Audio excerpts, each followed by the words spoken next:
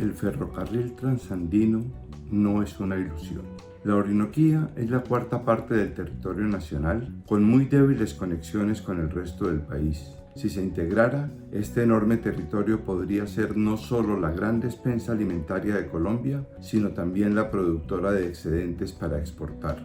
De otra parte, la China y los demás países asiáticos son uno de los mercados de mayor potencial para los productos colombianos. Por eso, hoy nadie cuestiona la importancia y necesidad de la conexión Pacífico-Orinoquía. Lo que se discute es cómo hacerla, pero no hay duda que la mejor alternativa es el ferrocarril transandino que llega hasta Puerto Carreño. Hace tanto tiempo que no se construye un ferrocarril en Colombia y están tan presentes en el imaginario colectivo los problemas que llevaron a la casi desaparición del transporte de pasajeros y carga en el país, que cuando se plantea la posibilidad de emprender un ambicioso proyecto como el del ferrocarril Buenaventura-Puerto Carreño, casi se descarta de plano, calificando tal proyecto como un embeleco o una ilusión o una añoranza de irrepetibles tiempos pasados. En Colombia hubo trenes. En contraste con la importancia que tienen los ferrocarriles en la vida cotidiana y la economía de los países desarrollados, especialmente en Europa, para la mayoría de los colombianos nacidos en los últimos 50 años, la única vivencia que tienen del tren en el país son las viejas estaciones abandonadas al lado de las carreteras de doble calzada o la despedida de Escalona, cuando tuvo que meterse en un diablo al que le llaman tren, que por toda la zona pasa y de tarde se mete en Santa Marta. Los que conocen un poco más la historia saben que en Colombia, como en todo el mundo, las vías férreas se empezaron a construir mucho antes que la red de carreteras para vehículos, desde la segunda mitad del siglo XIX, cuando ni siquiera había carros. Y saben también que para los años 30 del siglo pasado ya existían más de 3.200 kilómetros de carrileras, que eran el principal medio de comunicación del centro del país con el Caribe y de la zona cafetera con el Pacífico. Hasta 1950, los ferrocarriles eran propiedad de los departamentos. En ese año, se nacionalizaron con la creación de la empresa Ferrocarriles Nacionales de Colombia, la cual desde el principio enfrentó grandes problemas financieros por la carga laboral y prestacional que recibió de las empresas departamentales. Esta situación, aunada a la creciente presión política de los transportadores de carga por carretera y la falta de una clara política de impulso al transporte férreo, llevaron a la total decadencia de los ferrocarriles y al deterioro de su infraestructura. Los ferrocarriles nacionales de Colombia fueron liquidados en 1988 y reemplazados por otra empresa estatal, Ferrovías, que empezó a realizar pequeñas inversiones en la infraestructura férrea. Desde la década de los 90, los sucesivos gobiernos han tratado de recuperar la red férrea, optando por el modelo de dar en concesión a empresas privadas los tramos más rentables de esa red.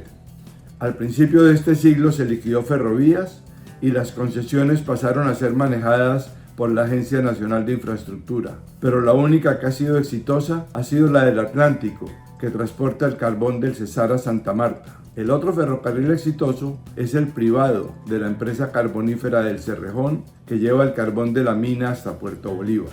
El indicador más diciente del total abandono de los ferrocarriles en las políticas públicas es, según el diagnóstico del Plan Maestro Ferroviario del gobierno anterior, abro comillas, la baja prioridad del sector ferroviario en la política sectorial, la cual se ve reflejada en su destinación presupuestal. El promedio de inversión en el modo ferroviario desde 2010 no supera el 1.8% del total de la inversión pública en la infraestructura del sector transporte, en contraste con el modo carretero, que recibió el 77%.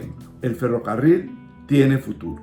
Aunque parezca increíble, a pesar del abandono oficial, los trenes en Colombia siguen jugando un papel importante en la economía. Según datos del Mintransporte, en el 2018 se transportaron 331 millones de toneladas de carga en el país, de los cuales los ferrocarriles movieron cerca del 24%. La explicación de esta paradoja es el transporte del carbón, que es la exportación colombiana con mayor volumen. El caso del carbón demuestra la relevancia del tren para el transporte de grandes volúmenes de carga, que son los que se moverían con la producción agropecuaria de la Orinoquía. Una locomotora del Cerrejón jala en cada viaje 100 vagones, que en total cargan 10.000 toneladas de carbón. Si se quisiera transportar ese volumen en tractomulas que llevan 35 toneladas cada uno, se necesitarían 285.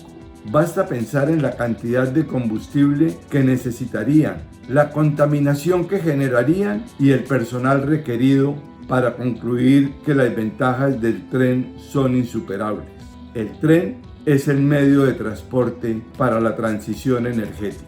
En cuanto a los aspectos económicos, es claro que el modo férreo tiene ventajas y desventajas. Es más barato construir vías férreas que carreteras, y ni se diga de túneles y viaductos por el menor ancho de las vías. Por la misma razón, su impacto ambiental es mucho menor. Si en Colombia se hubiera invertido en carrileras la mitad de la plata invertida en carreteras, hoy tendríamos una red férrea de clase mundial. La desventaja es que el equipo rodante de los trenes es mucho más costoso. Mientras que una persona natural puede comprar una o varias tractomulas, para una locomotora y sus vagones solo la pueden adquirir empresas de gran músculo financiero. Pero en el mundo existen inversionistas dispuestos a realizar estos proyectos. Desde el año 2013, en un estudio sobre el sistema férreo nacional, la Cámara Colombiana de Infraestructura reseñaba que, abro comillas, en el marco de la visita oficial del presidente Juan Manuel Santos a la China, empresarios de ese país manifestaron su interés en participar en el megaproyecto férreo que ha sido denominado Ferrocarril Trasandino, que sería estructurado mediante alianzas público-privadas por cerca de 12 billones de pesos. Cierro las comillas. El ferrocarril Buenaventura-Puerto Carreño se puede construir, pero para hacerlo se requieren dos elementos iniciales. Ante todo, la decisión política de adelantar un proyecto de esta envergadura, que debe mirarse como una política de Estado, pues trasciende el periodo de un presidente. En segundo lugar, un marco normativo bien definido de la relación entre los sectores público y privado que permita movilizar los recursos necesarios para hacer inversiones de esta magnitud. Lo repito, el tren es el medio de transporte para la transición energética.